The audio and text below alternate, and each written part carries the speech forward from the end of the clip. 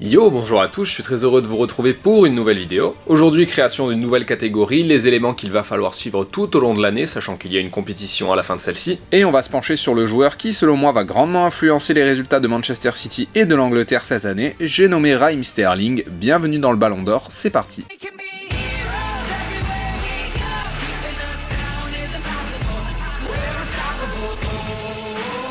Raheem Shaquille Sterling est né en décembre 1994 à Kingston en Jamaïque. Il rejoint la liste des joueurs anglais qui ont des origines hors continent européen. On pense à Jadon Sancho qui vient de Trinité et Tobago ou encore de Dele Alli qui est affilié au Nigeria. On peut également penser à Saido Berahino mais manque de talent et sûrement de travail a dû se contenter de rejoindre l'équipe du Burundi. Et oui, l'Angleterre, comme avant eux la France et comme aujourd'hui l'Allemagne et les Pays-Bas, compte beaucoup sur ses binationaux. Après une enfance passée dans le pays de Bob Marley, Raheem Sterling arrive en Angleterre avec sa mère à l'âge de 7 ans. Il commence le football dans l'antichambre du monde professionnel à West Ham, continue sa formation au Queen Park Rangers, finit celle-ci à Liverpool et débute avec le club des Reds en Première Ligue. Nous sommes alors en 2011, il faudra attendre presque un an avant de voir la future pépite du football anglais inscrire son premier but dans le championnat d'Angleterre. Il devient à l'époque le deuxième plus jeune buteur du club en championnat, derrière Michael Owen, Ballon d'Or en 2001. Les progrès de Sterling vont crescendo et il joue de plus en plus de rencontres jusqu'à exploser lors de la saison 2013-2014 où Liverpool finit deuxième du championnat. Et malgré un quatuor formé avec Luis Suarez, Daniel Sturridge et Philippe Coutinho, c'est malheureusement la glissade de Steven Gerrard qui permet à Chelsea d'arracher la victoire face à Liverpool et de permettre à Manchester City de filer droit vers son titre de champion d'Angleterre. Le départ de Suarez le libère offensivement parlant, mais malheureusement l'équipe de Liverpool chute, c'est ainsi que Sterling décide de rejoindre les Sky Blues en 2015, cela même qui les avait privés du titre de champion d'Angleterre un an plus tôt. Et à partir de là tout s'enchaîne, Sterling réalise un triplé en championnat contre Bournemouth, remporte la Première Ligue à 3 reprises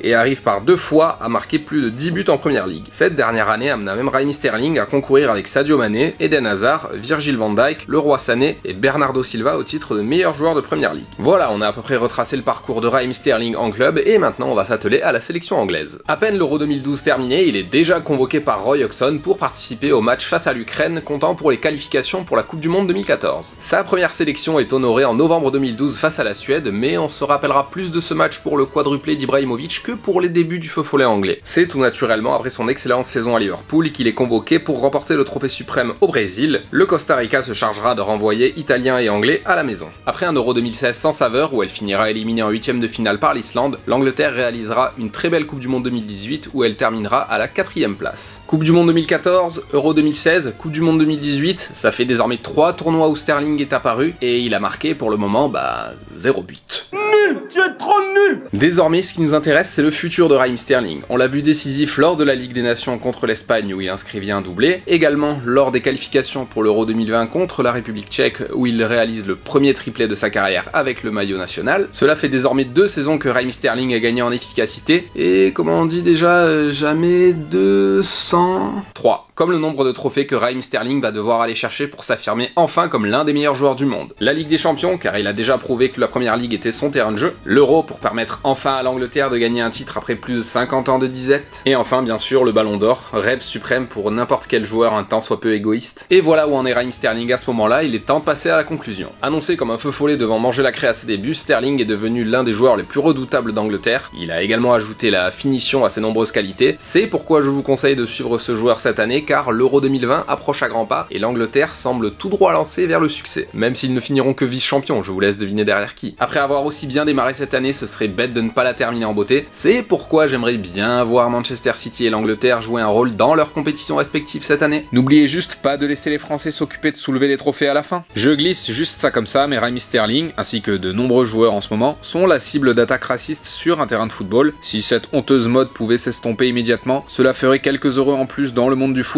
et quelques idiots en moins dans le viseur de la FIFA. Et voilà, cet épisode du Ballon d'Or est terminé, j'espère que ça vous a plu, j'espère avoir la force de vous faire découvrir de nouveaux joueurs qui pourraient nous enflammer lors de l'Euro 2020. En attendant une nouvelle vidéo, portez-vous bien, champion du monde, ciao.